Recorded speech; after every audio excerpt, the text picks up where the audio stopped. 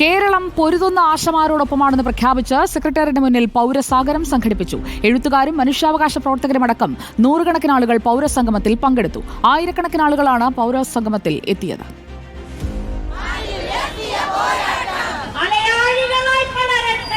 തലസ്ഥാനത്ത് പുലർച്ചെ നല്ല മഴയുണ്ടായിരുന്നെങ്കിലും സമയം 10 മണിയായപ്പോഴേക്കും മാനം തെളിഞ്ഞു.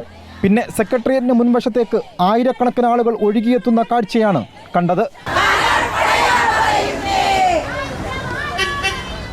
സാഹിത്യകാരി ഖദീജ മുംതാസ് പൗരസാഗരം ഉദ്ഘാടനം ചെയ്ത് സംസാരിച്ചു.